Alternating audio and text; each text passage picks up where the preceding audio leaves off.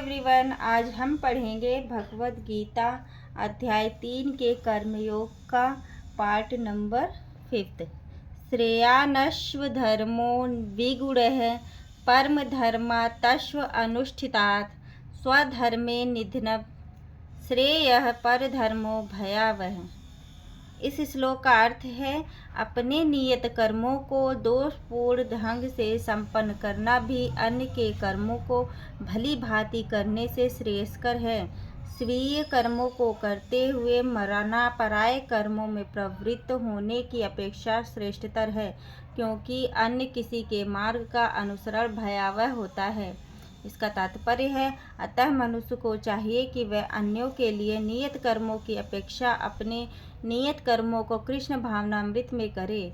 भौतिक दृष्टि से नियत कर्म मनुष्य की मनोवैज्ञानिक दशा के अनुसार भौतिक प्राकृतिक के गुणों के अधीन आदिष्ट कर्म है।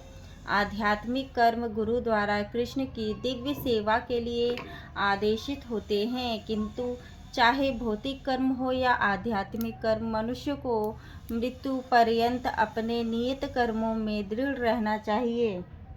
अन्य के निर्धारित कर्मों का अनुकरण नहीं करना चाहिए। आध्यात्मिक तथा भौतिक स्तरों पर ये कर्म भिन्न भिन्न हो सकते हैं, किंतु कर्ता के लिए किसी प्रामाणिक निर्देशन के पालन का सिद्धांत उत्तम होगा। जब मनुष्य प्रकृति के गुणों के वशीभूत हो तो उसे उस विशेष अवस्था के लिए नियमों का पालन करना चाहिए, उसे अन्यों का अनुकरण नहीं करना चाहिए। उदाहरणार्थ, सतोगुणी ब्राह्मण कभी हिंसक नहीं होता, किंतु रजोगुणी क्षत्रिय को हिंसक होने की अनुमति है। इस तरह क्षत्रिय के लिए हिंसा के नियमों का पालन करते हुए विनष्ट होना जितना श्रेयस्कर है, उतना अहिंसा के नियमों का पालन करने वाले ब्राह्मण का अनुकरण नहीं। हर व्यक्ति को एकाएक नहीं, अपितु कर्मशः अपने हृदय को स्वच्छ बनाना चाहिए। किंतु जब मनुष्य प्रकृति के गुणों को लांघ कर कृष्ण भावनामृत में पूर्णतया लीन हो जाता है, तो वह प्रामाणिक गुरु के निर्देशन में सब कुछ कर सकता है। कृष्ण भावनामृत की पूर्ण स्थिति में एक क्षत्रिय ब्राह्मण की तरह और एक ब्राह्मण क्षत्रिय की तरह कर्म कर सकता है। दिव्य अवस्था में भौतिक जगत का भेदभाव नहीं रह जाता। उदाहरणार्थ, विश्वामित्र मूलतः क्षत्रिय थे, किंतु बाद में वे ब्राह्मण हो गए। इसी प्रकार परशुराम पहले ब्राह्मण थे, किंतु बाद में वे क्षत्रिय बन गए। ब्रह्म में स्थित होने के कारण ही वे ऐसा कर सके, किंतु जब तक कोई भौतिक स्तर पर रहता है, उसे प्रकृति के गुणों के अनुसार अपने कर्म करना चाहिए। साथ ही उसे कृष्ण भावनामृत का पूर्ण बोध होना चाहिए। अर्जुन उवाच, अथ केन प्रयुक्तो अयं पापं चरति पुरुषः अनिच्छन्नपि वार्षेण बलादिव नियोजितः। इस श्लोक का अर्थ है, अर्जुन ने कहा, हे वृषणवंशी, मनुष्य ना चाहते हुए भी पाप कर्मों के लिए प्रेरित क्यों होता है? ऐसा लगता है कि उसे बलपूर्वक उनमें लगाया जा रहा हो। इसका तात्पर्य है, जीवात्मा परमेश्वर का अंश होने के कारण मूलतः आध्यात्मिक शुद्ध एवं समस्त भौतिक कल्मशों से मुक्त रहता है। फलतः स्वभाव से वह भौतिक जगत के पापों में प्रवृत्त नहीं होता, किंतु जब वह माया के संसर्ग में आता है तो बिना झिझक के और कभी कभी इच्छा के विरुद्ध भी अनेक प्रकार से पाप कर्म करता है। अतः कृष्ण ने अर्जुन का प्रश्न अत्यंत प्रत्याशपूर्ण है कि जीवों की प्रकृति विकृत क्यों हो जाती है। यद्यपि कभी कभी जीव कोई पाप नहीं करना चाहता, किंतु उसे ऐसा करने के लिए बाध्य होना पड़ता है, किंतु यह पाप कर्म अंतर्यामी परमात्मा द्वारा प्रेरित नहीं होते, अपितु अन्य कारण से होते हैं, जैसा कि भगवान अगले श्लोक में बताते हैं। श्री भगवान वाच, काम एष क्रोध एष रजो गुण समुद्धवः महासनो महापापा विध्यन्मिह वैरिणम्। इस श्लोक का अर्थ है, श्री भगवान ने कहा, हे अर्जुन, इसका कारण रजोगुण के संपर्क से उत्पन्न काम है, जो बाद में क्रोध का रूप धारण करता है और जो इस संसार का सर्वभक्षी पापी शत्रु है। इसका तात्पर्य है, जब जीव आत्मा भौतिक सृष्टि के संपर्क में आता है तो उसका शाश्वत कृष्ण प्रेम रजोगुण की संगति से काम में परिणत हो जाता है, अथवा दूसरे शब्दों में ईश्वर प्रेम का भाव काम में उसी तरह बदल जाता है जिस तरह इमली के संसर्ग में दूध दही में बदल जाता है। और जब काम की संतुष्टि नहीं होती तो यह क्रोध में परिणत हो जाता है। क्रोध मोह में, और मोह इस संसार में निरंतर बना रहता है। अतः जीवात्मा का सबसे बड़ा शत्रु काम है, और यह काम ही है जो विशुद्ध जीवात्मा को इस संसार में फंसे रहने के लिए प्रेरित करता है। क्रोध तमोगुण का प्रकायट है। ये गुण अपने आप को क्रोध तथा अन्य रूपों में प्रकट करते हैं। अतः यदि रहने तथा कार्य करने की विधियों द्वारा रजोगुण को तमोगुण में न गिरने देकर सतोगुण एक ऊपर उठाया जाए तो मनुष्य को क्रोध में पतित होने से आध्यात्मिक आसक्ति के द्वारा बचाया जा सकता है। अपने नित्य वर्धमान चिदानंद के लिए भगवान ने अपने आप को अनेक रूपों में विस्तारित कर लिया, और जीवात्माएं उनके इस चिदानंद के ही अंश हैं। उनको भी आंशिक स्वतंत्रता प्राप्त है, किंतु अपनी इस स्वतंत्रता का दुरुपयोग करके जब वे सेवा को इंद्रिय सुख में बदल देती हैं तो वे काम की चपेट में आ जाती हैं।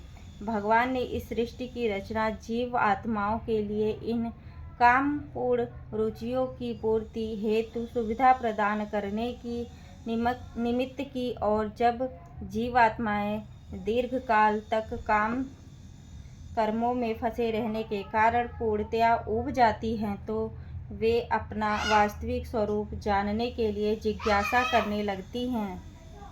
यही जिज्ञासा वेदांत सूत्र का प्रारंभ है, जिसमें यह कहा गया है, अथातो ब्रह्म जिज्ञासा। मनुष्य को परम तत्व की जिज्ञासा करनी चाहिए, और इस परम तत्व की परिभाषा श्रीमद्भागवत में इस प्रकार दी गई है, जन्मादस्य यतो अन्वयादि तरतश्च। सारी वस्तुओं का उद्गम पर ब्रह्म है, अतः काम का उद्गम भी पर ब्रह्म से हुआ। अतः यदि काम को भगवत प्रेम या कृष्ण भावना में परिणित कर दिया जाए, या दूसरे शब्दों में कृष्ण के लिए ही सारी इच्छाएं हो, तो काम तथा क्रोध दोनों ही आध्यात्मिक बन सकेंगे।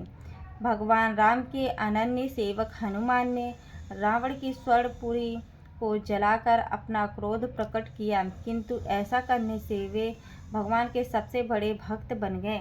यहाँ पर भी श्री कृष्ण अर्जुन को प्रेरित करते हैं कि वह शत्रुओं पर अपना क्रोध भगवान को प्रसन्न करने के लिए दिखाएं। अतः काम तथा क्रोध कृष्ण भावना अमृत में प्रयुक्त होने पर हमारे शत्रु न रहकर मित्र बन जाते हैं। धूमेना ब्रियते वहीर्य यथादर्शो मलेंच यथोल्बेनावृतो गर्भस्तथा तेनेदमावृतम।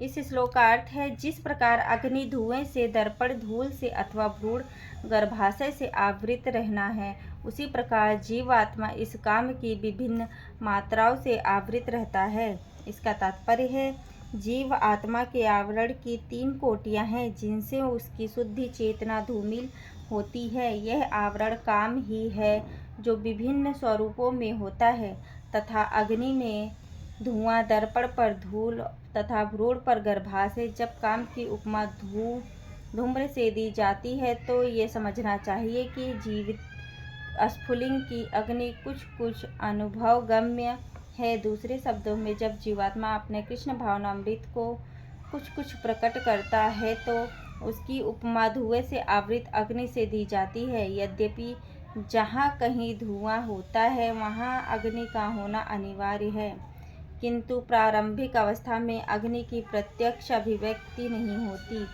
यह अवस्था कृष्ण भावनामृत के शुभारंभ जैसी दर्पण पर धूल का उदाहरण मन रूपी दर्पण को अनेकानेक आध्यात्मिक विधियों से स्वच्छ करने की प्रक्रिया के समान है। इसकी सर्वश्रेष्ठ विधि है भगवान के पवित्र नाम का संकीर्तन। गर्भाशय द्वारा आवृत भ्रूण का दृष्टांत असहाय अवस्था से दिया गया है, क्योंकि गर्भ स्थित शिशु इधर उधर हिलने के लिए भी स्वतंत्र नहीं रहता। जीवन की यह अवस्था वृक्षों के समान है। वृक्ष भी जीवात्माएं हैं, किंतु उनमें काम की प्रबलता को देखते हुए उन्हें ऐसी योनि में मिली है कि वे प्रायः चेतना शून्य होते हैं। धूमिल दर्पण पशु पक्षियों के समान है और धूम्र से आवृत अग्नि मनुष्य के समान है। मनुष्य के रूप में जीवात्मा में थोड़ा बहुत कृष्ण भावनामृत का उदय होता है, और यदि वह और प्रगति करता है तो आध्यात्मिक जीवन की अग्नि मनुष्य जीवन में प्रज्वलित हो सकती है।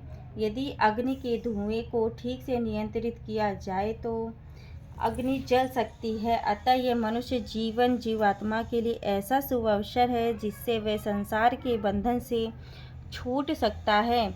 मनुष्य जीवन में काम रूपी शत्रु को योग्य निर्देशन में कृष्ण भावनामृत के अनुशीलन द्वारा जीता जा सकता है। आवृतम ज्ञान में तेन ज्ञानिनो नित्य वैरिणा काम रूपेण कौन्तेय दुष्पूरेणालेन च।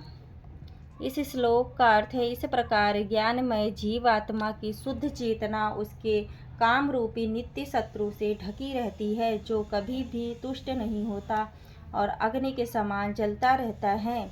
इसका तात्पर्य है, मनुस्मृति में कहा गया है कि कितना भी विषय भोग क्यों न किया जाए, काम की तृप्ति नहीं होती। जिस प्रकार की निरंतर ईंधन डालने से अग्नि कभी नहीं बुझती, भौतिक जगत में समस्त कार्यकलापों का केंद्र बिंदु मैथुन काम सुख है। अतः इस जगत को मैथुन्य आगार या विषयी जीवन की हथकड़ियाँ कहा गया है। एक सामान्य बंदी गृह में अपराधियों को छड़ों के भीतर रखा जाता है। इसी प्रकार जो अपराधी भगवान के नियमों की अवज्ञा करते हैं, वे मैथुन जीवन द्वारा बंदी बनाए जाते हैं। इंद्रिय तृप्ति के आधार पर भौतिक सभ्यता की प्रगति का अर्थ है इस जगत में जीवात्मा की बंधन अवधि को बढ़ाना।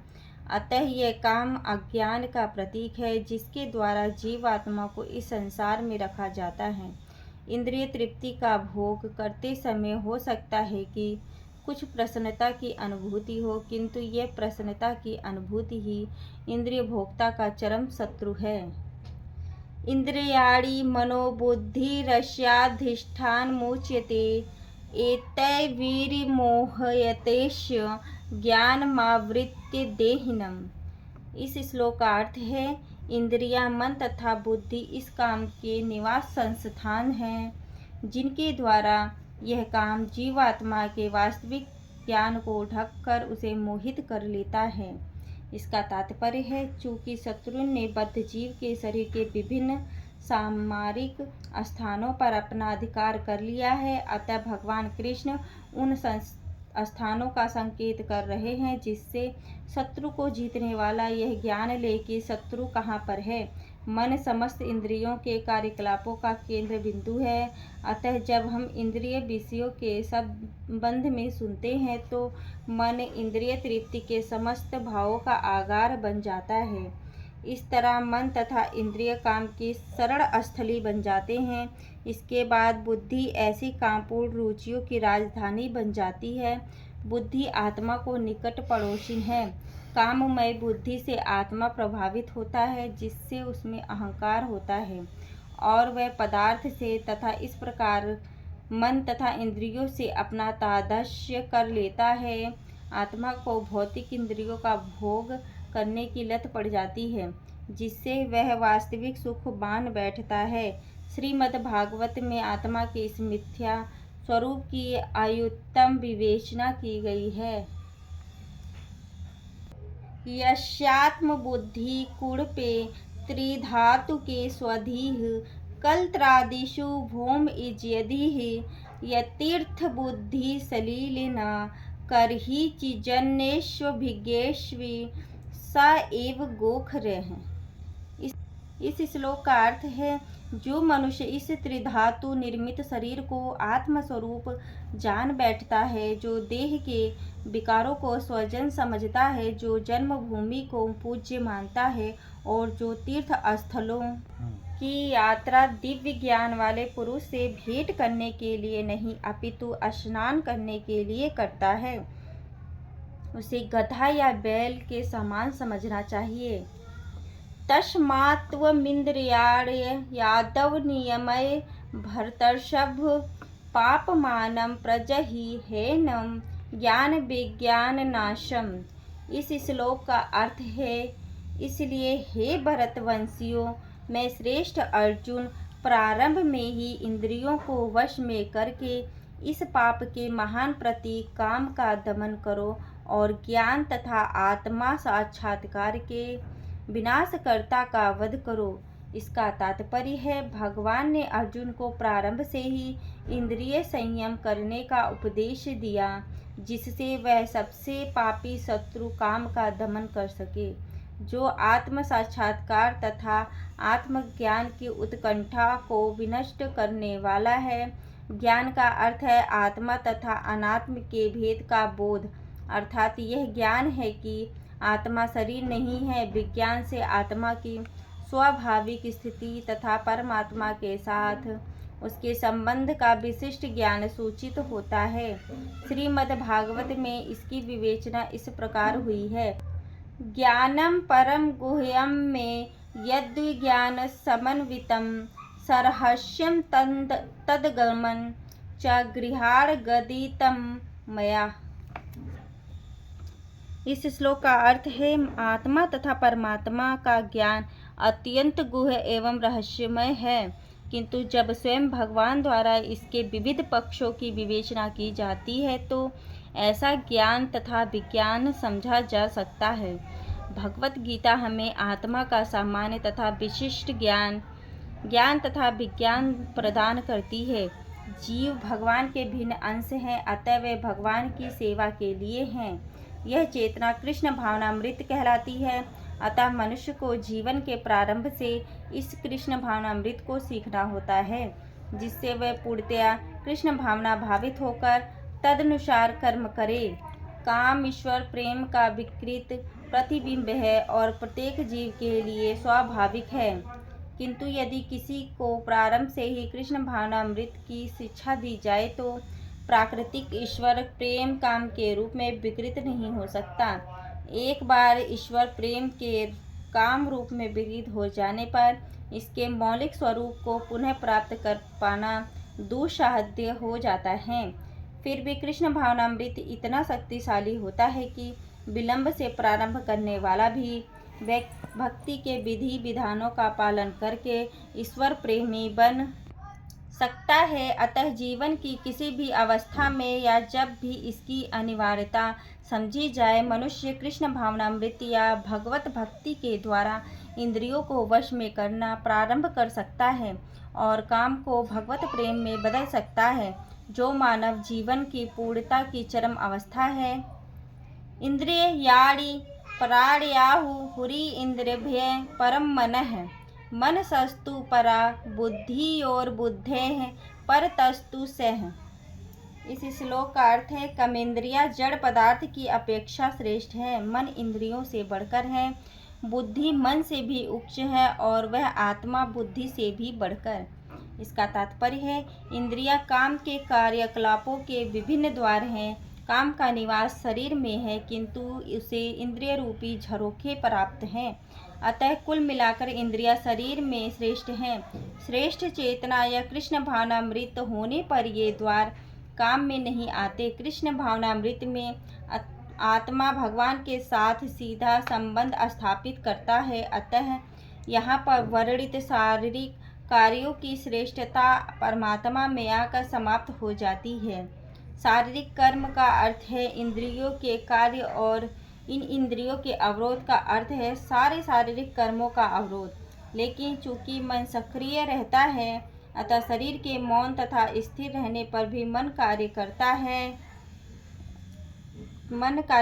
है। यथा स्वप्न के समय मन कार्यशील रहता है, किंतु मन के ऊपर भी बुद्धि की संकल्प शक्ति होती है और बुद्धि के भी ऊपर स्वयं आत्मा है।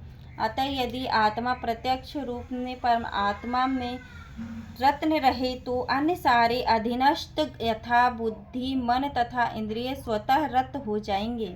कठोपनिषद में एक ऐसा ही अंश है जिसमें कहा गया है कि इंद्रिय विषय इंद्रियों से श्रेष्ठ है और मन इंद्रिय विषयों से श्रेष्ठ है। अतः यदि मन भगवान की सेवा में निरंतर लगा रहता है तो इन इंद्रियों के अनेक रत होने की संभावना नहीं रह जाती।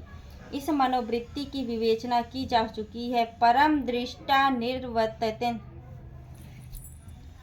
यदि मन भगवान की दिव्य सेवा में लगा रहे तो तुच्छ विषयों में उसके लग पाने की संभावना नहीं रह जाती। कठोपनिषद में आत्मा को महान कहा गया है। अतः आत्मा इंद्रिय विषयों इंद्रियों मन तथा बुद्धि इन सबके ऊपर है। अतः सारी समस्या का हल यह है कि आत्मा के स्वरूप को प्रत्यक्ष समझा जाए। मनुष्य को चाहिए कि बुद्धि के द्वारा आत्मा की स्वाभाविक स्थिति को ढूंढे और फिर मन को निरंतर कृष्ण भावनामृत में लगाए रखे। इससे सारी समस्या हल हो जाती है। सामान्यतः नवदीक्षित अध्यात्मवादी को इंद्रिय विषयों से दूर रहने की सलाह दी जाती है, किंतु इसके साथ साथ मनुष्य को अपनी बुद्धि का उपयोग करके मन को सशक्त बनाना होता है। यदि कोई बुद्धिपूर्वक अपने मन को भगवान के शरणागत होकर कृष्ण भावनामृत में लगाता है तो मन स्वतः सशक्त हो जाता है। और यद्यपि इंद्रियां सर्प के समान अत्यंत बलिष्ठ होती है, किंतु ऐसा करने पर वे दंत विहीन सांपों के समान आसक्त हो जाएंगी। यद्यपि आत्मा बुद्धि मन तथा इंद्रियों का भी स्वामी है, तो भी जब तक इसे कृष्ण की शक्ति संगति द्वारा कृष्ण भावनामृत में सुदृढ़ नहीं कर लिया जाता, तब तक चलायमान मन के कारण नीचे गिरने की पूरी संभावना बनी रहती है। एवं बुद्धे परम बुद्धवा संसत्तभ्यात्मना मात्मना जहि शत्रु महाबाहो काम रूपम दुराशदम।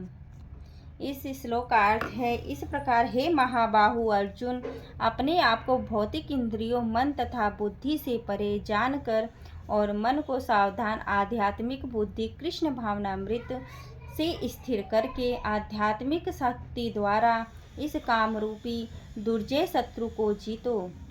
इसका तात्पर्य है, भगवत गीता का यह तृतीय अध्याय निष्कर्षतः मनुष्य को निर्देश देता है कि वह निर्विशेष शून्यवाद को चरम लक्ष्य न मानकर अपने आप को भगवान का शाश्वत सेवक समझते हुए कृष्ण भावनामृत में प्रवृत्त हो।